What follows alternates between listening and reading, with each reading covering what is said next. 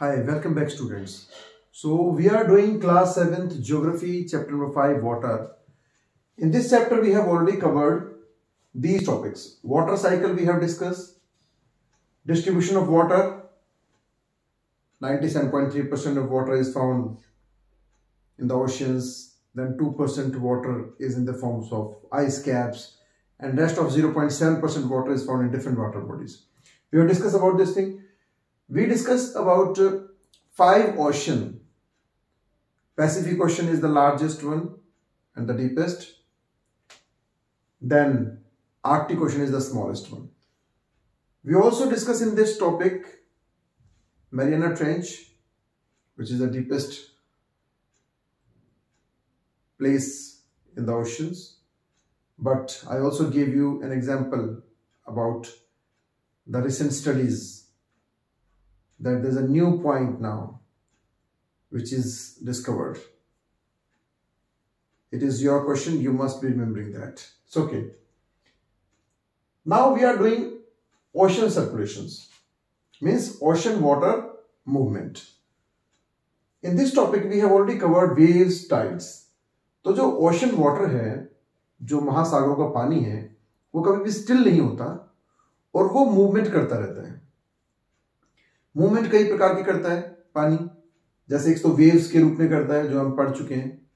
Waves जब surface water पर हवाएं पुश करती हैं तो पानी जो है वो बहुत ही कम हाइट की राइज एंड फॉल करके जो है अल्टरनेट वेव्स बनाता है, तो वो हम स्टडी कर चुके हैं. फिर हम टाइड्स, ग्रेविटेशनल पुल के कारण, सन और मून के ग्रेविटेशनल पुल के कारण जो दिन में 2 बार ओशनिक वाटर जो राइज एंड फॉल करता है, रिदमिक जो राइज एंड फॉल होता है, और उनके क्या बेनिफिट्स हम पढ़ चुके हैं. अब ओशन सर्कुलेशन का जो थर्ड इंपॉर्टेंट पॉइंट है वो है ocean currents, streams. Ocean streams क्या होती हैं? देखिए, जो ओशंस होते हैं ना वो पूरी धरती पे फैले हुए हैं और धरती का जो बीच का भाग है, इक्वेटर 0 डिग्री जो लैटिट्यूड है, और उसके नॉर्थ में जो ट्रॉपिक ऑफ कैंसर है और नीचे जो ट्रॉपिक ऑफ कैप्रिकॉर्न है, ये जो ट्रॉपिकल रीजन है, ये एरिया थोड़ा सा अर्थ पर कंपैरेटिवली ज्यादा गर्म रहता है थ्रू आउट द ईयर. लेकिन अगर आप पोल्स की तरफ जाएंगे, इक्वेटर से पोल्स की तरफ जाएंगे, नॉर्थ पोल की तरफ या साउथ पोल की तरफ जाएंगे, तो आपको पता है टेम्परेचर रिड्यूस होता चला जाता है. पहले सब ट्रॉपिकल एरिया आएगा, फिर जो है पोल्स जो फ्रिजिड एरिया है. तो फ्रेंड्स, ये जो टेम्परेचर का डिफरेंस है ना, टेम्परेचर का डिफरेंस होने के कारण जो सरफेस वाटर है ओशंस का, वो मूवमेंट करने लगता है. आपको मैं एक एग्जांपल देके समझाता हूं. सर्दियों में जब गर्म पानी होता है, बहुत ज्यादा गर्म है, तो आप उसमें ठंडा पानी नल टैप चला देते हैं, तो क्या उस पानी को आपको घोलना पड़ता है? घोलने की जरूरत तो नहीं पड़ती. जैसे आप पानी खोलेंगे ठंडा, ऑटोमेटिकली ठंडा और गर्म पानी बिल्कुल अपने आप ही मिक्स होकर के बैलेंस हो जाएगा. बैलेंस रूप में मतलब इक्वली वार्म हो जाएगा पूरा पानी आपके बिना मिक्स किए. ऐसा क्यों होता है? तो देखिए, इसके पीछे एक साइंस है. वो ये है कि कोई भी चीज जो होती है ना, वो हाई से लो की तरफ बहने लगती है. जैसे सपोज आपके पास एक प्लेट है और उसमें आपको गर्म चाय एक कप आपने रख दिया है, तो थोड़ी देर के बाद में क्या होगा कि वो प्लेट भी नीचे से गर्म होने लगेगी, क्योंकि वो हीट जो है वो ट्रांसफर होने लगेगी ठंडी प्लेट की तरफ. ठीक ऐसे ही जो समुद्र का पानी है, इक्वेटर और उसके आसपास का जो एरिया है वहां पर गर्म होता है, जबकि पोल्स की तरफ जो पानी है या सब ट्रॉपिकल एरिया में जो पानी है वो इसके कंपैरिजन में ठंडा होता है. तो ये ठंडे और गर्म का जो डिफरेंस है, अनइक्वल जो टेम्परेचर है, अनइक्वल टेम्परेचर होने के कारण पानी जो है, गर्म पानी ठंडे की तरफ मूव करने लगता है और ये पुश करता है ऊपर के पानी को. यहां पर जो जगह खाली हो जाएगी उसको भरने के लिए फिर ऊपर से पानी स्ट्रीम्स के रूप में नीचे की तरफ फ्लो होने लगता है। जैसे हमने एयर वाले चैप्टर में पढ़ा था कि जब हवा ठंडी होती है तो वो ऊपर उठती है, सॉरी जब हवा गर्म होती है तो ऊपर उठती है, तो वहां पर जो स्पेस खाली हो गया उसको भरने के लिए साइड से हवा उसको आकर के फुलफिल करेगी। इस तरीके से एक सर्कुलर मोशन जो है हवा का होने लगता है। ठीक ऐसे ही पानी में भी है, यही फिनोमेना जो है, यही नेचुरल थिंग जो है ओशनिक वाटर में भी होती है। क्योंकि इक्वेटर और ट्रॉपिक कैंसर और कैप्रिकॉर्न के बीच में जो 23 डिग्री नॉर्थ और 23 डिग्री यूं कहिए 30 डिग्री से लेके चलते हैं, 30 डिग्री नॉर्थ और 30 डिग्री साउथ इक्वेटर के, पानी थोड़ा ज्यादा गर्म होता है पूरे साल, और ऊपर जो पानी है सब ट्रॉपिकल रीजन में या फ्रिजिड एरिया में वो ठंडा होता है। तो इसलिए इस तरह का पानी में मूवमेंट जो है शुरू हो जाता है और कंटिन्यूअसली ये मूवमेंट जो है ओशंस के अंदर चलता रहता है। तो इस तरह के पानी के मूवमेंट को स्ट्रीम्स जो बहने लगती हैं, पानी जो गर्म इक्वेटर के पास से जो गर्म पानी वार्म वाटर जो है वो पोल्स की तरफ बहने लगता है, नॉर्थ पोल और साउथ पोल की तरफ, और इसको ये फिर आगे जाके रिप्लेस करेगा ठंडे पानी को, तो ठंडा पानी फिर ऐसे सर्कुलर मोशन में जो है वो भी चलने लगता है, मूवमेंट करने लगता है। तो इस तरह की जो ये स्ट्रीम्स होती हैं, when the ocean water, when the oceanic streams, when the ocean water starts to flow in a definite direction, this kind of flow of water, this kind of flow of stream is called ocean current. और जिन जिन landscapes या जिन जिन continents के नजदीक से ये गर्म पानी होकर के गुजरता है, ये स्ट्रीम्स होकर के गुजरती हैं, ये उन एरियाज को भी अफेक्ट करती हैं।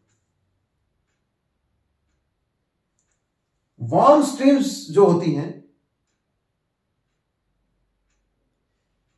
या कोल्ड स्ट्रीम्स जो होती हैं, वो जिस लैंड पार्ट्स के पास से फ्लो होंगी वहां के टेम्परेचर को भी प्रभावित करेंगी। ठंडी जो स्ट्रीम होगी वो ठंड लेके आएगी, उस एरिया में ठंड बढ़ जाएगी, और जो वार्म स्ट्रीम्स हैं वो टेम्परेचर को बढ़ा देंगी। अब कई बार क्या होता है, एक तरफ से वार्म स्ट्रीम आ रही है और दूसरी तरफ से कोल्ड स्ट्रीम आ रही है, तो कई बार ये दोनों स्ट्रीम आपस में मिक्स भी हो जाती हैं। तो जब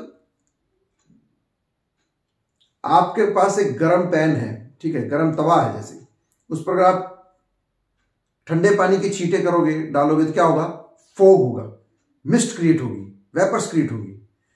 तो ऐसे ही जब ये गर्म पानी की धाराएं means warm streams cold streams में मिक्स होती हैं, तो मिक्स हो जाने से वहां पर एक फोगी एनवायरनमेंट क्रिएट होता है, और फोगी एनवायरनमेंट क्रिएट होने से ये बहुत ही बेहतर एनवायरनमेंट कंडीशन क्रिएट करता है फिशिंग के लिए।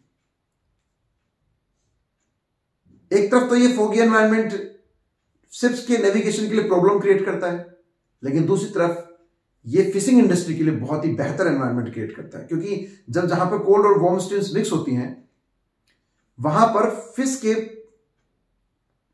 ब्रीडिंग के लिए एक अच्छा माहौल, एक नेचुरल जो है क्लाइमेटिक कंडीशन पैदा हो जाती है, बन जाती हैं, जिससे वहां पे मछलियां बहुत ज्यादा जो है बढ़ने लगती हैं और ब्रीडिंग करके, जिससे कि फिशिंग इंडस्ट्री को काफी बेनिफिट होते हैं। तो मैंने यहां पे एक रफ डायग्राम सा बनाया है, वर्ल्ड का मैप बनाया मैंने। देखिए यहाँ पे इंडिया है, ये एशिया है, ये यूरोप है, ब्रिटेन। अब मैंने ये इक्वेटर से ऊपर का पार्ट इसलिए बनाया है क्योंकि हमारे जो ज्यादातर जो कॉन्टिनेंट्स हैं वो नॉर्दर्न जो हमारा हेमिस्फीयर है उसी में लगभग सारे कॉन्टिनेंट्स जो हमारे आते हैं। साउदर्न हेमिस्फीयर में हमारे कॉन्टिनेंट ज्यादा नहीं है, इसलिए मैंने ये ऊपर का पार्ट बनाया है। यहाँ पे नॉर्थ अमेरिका, साउथ अमेरिका, यहाँ पे ऑस्ट्रेलिया है, अफ्रीका है। तो देखिए अफ्रीका से तीनों equator, tropic of cancer, tropic of capricorn, तीनों ही लैटिट्यूड पास होते हैं। तो देखिए क्या होता है, ये इक्वेटर के आसपास का जो एरिया है, यहां पे गर्म पानी है। तो ये गर्म पानी जब ऊपर की तरफ जाएगा, स्ट्रीम्स के रूप में फ्लो होने लगेगा, तो वो वार्म स्ट्रीम्स कहलाएंगी, और वो वार्म स्ट्रीम्स ऊपर की तरफ बहने लगेंगी। इसी तरह वो जो ऊपर की तरफ बहेगी, तो ऊपर से ठंडा पानी जो है, इस पानी की जगह जो यहां पे रिप्लेस हो गया है, उसको कवर करने के लिए ऊपर से पानी भी स्ट्रीम के रूप में कोल्ड वाटर को लेकर के नीचे की तरफ बहने लगेगा। तो दो तरह की स्ट्रीम्स मैंने आपको भी बताई। ठंडे पानी की जो धारा है, that is called cold stream, that is called cold current. इसको हम कोल्ड करंट भी बोल सकते हैं या कोल्ड स्ट्रीम भी बोल सकते हैं। तो एक तो हो गई कोल्ड स्ट्रीम, जो कि ऊपर से पोल्स की तरफ से इक्वेटर की तरफ फ्लो होती है। दूसरी हो गई जो इक्वेटर से पोल्स की तरफ फ्लो होने लगता है, जो surface water, that is called warm current, that is called warm current, या आप इसको वार्म स्ट्रीम भी बोल सकते हैं। अब इस टॉपिक में इंपॉर्टेंट क्या है, एक तो क्वेश्चन यह पूछा जा सकता है कि कुछ इंपॉर्टेंट वार्म स्ट्रीम्स के नाम बताइए, या कुछ इंपॉर्टेंट कोल्ड स्ट्रीम्स के नाम बताइए। ये चीज, या उनको लोकेट करने के लिए मैप वर्क में आ सकता है। जैसे लैब्राडोर, ये लैब्राडोर स्ट्रीम देखिए कहां पे, नॉर्थ अमेरिका के ईस्टर्न, नॉर्थ ईस्ट से होती हुई नीचे की तरफ आ रही है। ये क्योंकि ऊपर से नीचे की तरफ आ रही है, तो एक कोल्ड स्ट्रीम है, इसका नाम है लैब्राडोर। तो क्वेश्चन पूछा जा सकता है, लैब्राडोर को लोकेट कीजिए, कहां पर है लैब्राडोर स्ट्रीम। अब देखिए ये जो है नॉर्थ अमेरिका के ईस्टर्न, साउथ से ईस्ट की तरफ जो जा रही है, ये कौन सा ओशन है, ये एस टाइप में जो है अटलांटिक ओशन है। तो जो अटलांटिक ओशन में नीचे से इक्वेटर की तरफ से ऊपर की तरफ जो स्ट्रीम जाएगी, तो ऑब्वियस सी बात है वो गर्म होगी। तो ये है गल्फ स्ट्रीम, इसका नाम है गल्फ स्ट्रीम, ठीक है। अब यहां पे कैनरी आइलैंड्स हैं, देखो ये जो है ना, ये अफ्रीका है, कॉन्टिनेंट है। यहां पे कैनरी आइलैंड्स हैं, कैनरी आइलैंड्स। तो ये देखिए ऊपर से नीचे की तरफ आ रही है इक्वेटर की तरफ, तो एक ऐसी स्ट्रीम होगी, कोल्ड स्ट्रीम होगी। तो ये चूंकि कैनरी आइलैंड्स के पास है, तो इसका नाम पड़ गया कैनरी स्ट्रीम या कैनरी करंट। सो कैनरीज आइलैंड के पास जो ऊपर से इक्वेटर की तरफ नीचे आने वाली स्ट्रीम है, उसका नाम है कैनरीज स्ट्रीम। देशों के नाम पर भी स्ट्रीम्स के नाम रखे गए हैं। जैसे एक और एग्जांपल लेते हैं, ये देखिए साउथ अमेरिका है, यहां पर है ब्राजील, यहां पर क्या है, ब्राजील है ये। अब ब्राजील के पास से ऊपर से ये देखिए, यहां पे ये इक्वेटर, ये क्या है, हम कौन से एरिया में आ गए, अब हम आ गए ट्रॉपिकल एरिया में। तो ये ट्रॉपिकल एरिया से जब नीचे पोल की तरफ जा रही है, तो ऑब्वियस सी बात है ये गर्म होगी। तो ये ब्राजील के पास से बह रही है, तो ये होगी Brazilian warm current, Brazilian current, Brazilian stream. लेकिन ये देखिए यहां पे फॉकलैंड करके जगह है, ये वाली जो जगह है ना, यहां पे ये एक आइलैंड है, इसका नाम है फॉकलैंड। अब फॉकलैंड के नीचे से ऊपर की तरफ आ रही है, इक्वेटर की तरफ आ रही है, देखिए नीचे से ऊपर इक्वेटर की साइड की तरफ ये स्ट्रीम आ रही है, तो ये कोल्ड स्ट्रीम है, इसका नाम फिर रख दिया देखो फॉकलैंड स्ट्रीम। अब यहां पे देखिए ये जो कंट्री, ये क्या है, ये कंट्री कौन सी है, ये पेरू कंट्री है, पेरू। तो पेरू देश है ये। तो पेरू के पास अब ये भी देखो इक्वेटर की तरफ जा रही है, तो जो इक्वेटर की तरफ जा रही होगी वो हमेशा क्या होंगी, कोल्ड स्ट्रीम्स होंगी। तो ये देखिए इक्वेटर की तरफ जा रही है, लेकिन ये पेरू के पास से जा रही है, तो इसका नाम पड़ गया पेरू करंट या पेरू स्ट्रीम। इसी पेरू करंट का एक दूसरा नाम भी है हम्बोल्ट, इसको बोलते हैं हम्बोल्ट। तो ये देखो यहाँ पे इंपॉर्टेंट क्वेश्चन बन गया, पेरू स्ट्रीम का दूसरा नाम क्या है, हम्बोल्ट। लैब्राडोर कहां पर है, this is Labrador. Gulf stream कहां पर है, यहां पर है। अलास्का, ये देखिए ये क्या है, ये अलास्का है, यहाँ पे ये क्या है, अलास्का। कनाडा के ऊपर क्या है, अलास्का। ये कनाडा है, फिर ये यूएसए। तो ये जो स्ट्रीम है, ये देखिए नीचे से ऊपर की तरफ जा रही है, तो ये कैसी होगी, वार्म होगी, इसको बोलेंगे अलास्का करंट। लेकिन जो ऊपर से नीचे, ये कैलिफोर्निया है, देखिए ये कैलिफोर्निया है, तो कैलिफोर्निया की साइड से नीचे की तरफ आ रही है, तो ऊपर से नीचे आ रही है इक्वेटर की तरफ, तो ठंडी होगी, इसे कहेंगे कैलिफोर्निया स्ट्रीम, ठीक है। तो इस तरीके से कुछ कोल्ड करंट्स है, कुछ वार्म करंट है। दो इंपॉर्टेंट यहां पर भी है, ये दो भी काफी इंपॉर्टेंट है, क्योंकि ईस्ट चाइना सी में, पैसिफिक ओशन का ही पार्ट है, यहां पर ये दो इंपॉर्टेंट करंट्स है। देखिए ऊपर से नीचे की तरफ जो आ रही है इक्वेटर की तरफ तो कोल्ड होगी, तो ये है, इसका नाम है ओयासियो स्ट्रीम, जो ऊपर से नीचे आ रही है कोल्ड स्ट्रीम है ओयासियो। ये जापान, देखिए यहां पे जापान के आइलैंड है, यहां पे जापान आइलैंड है, तो जापान से के पास से नीचे की तरफ आ रही है, और एक नीचे से ऊपर की तरफ जा रही है, इसका नाम है कुराशियो। सो ओयासियो आ रही है और कुराशियो जा रही है। अब ये दोनों जो है वार्म और कोल्ड, ये दोनों यहां पे मिक्स हो जाती है जापान के पास, तो यहां पे कैसा एनवायरनमेंट क्रिएट होगा, फिशिंग के लिए अच्छा एनवायरनमेंट क्रिएट होगा, फोगी एनवायरनमेंट, मिस्टी एनवायरनमेंट हो जाएगा। तो यहां पे जापान में ना फिशिंग इंडस्ट्री काफी डेवलप है।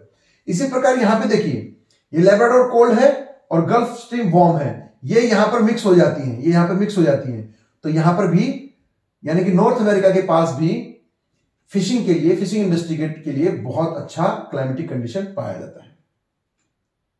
तो ये दो प्लेसेस मैंने आपको बताए, एक तो ये नॉर्थ अमेरिका के पास अटलांटिक ओशन में, एक यहां पर ये जापान के पास कुराशियो और ओयासियो, जो दो स्ट्रीम्स आपस में मिल रही हैं, वहां भी फिशिंग के लिए। तो जापान में और अमेरिका में फिशिंग के लिए काफी अच्छा क्लाइमेटिक कंडीशन पाया जाता है, यहां इंडस्ट्री, फिशिंग इंडस्ट्री काफी डेवलप्ड है। तो इस पार्ट में हम लोगों ने ओशन सर्कुलेशन का सबसे इंपॉर्टेंट वाला जो पार्ट है ओशन स्ट्रीम्स, उसके बारे में डिस्कस किया। देखिए मैं इसको आपको मैप के जरिए ब्लॉकर दिखा देता हूं। सी इक्वेटर, यहां पे ये इक्वेटर है, देखिए ठीक है। इक्वेटर से ऊपर की तरफ जो स्ट्रीम जाएगी या इक्वेटर से नीचे की तरफ जो स्ट्रीम जाएगी वो होंगी वार्म स्ट्रीम्स, ठीक है। तो यहां से कौन सी जा रही थी, अभी मैंने आपको बताया, ये गल्फ स्ट्रीम, देखिए यहां से ऊपर की तरफ जा रही है गल्फ स्ट्रीम, और यहां से ऊपर से कौन सी आ रही है, लेब्राडोर, देखिए लिखा हुआ है लेब्राडोर सी, तो लेब्राडोर स्ट्रीम ऊपर से नीचे आ रही है और नीचे से ऊपर की तरफ जो गल्फ स्ट्रीम जा रही है। तो ये जो एरिया है, ये दोनों मिक्स होने के बाद यहां पे फेवरेबल कंडीशन क्रिएट करती है फिशिंग के लिए।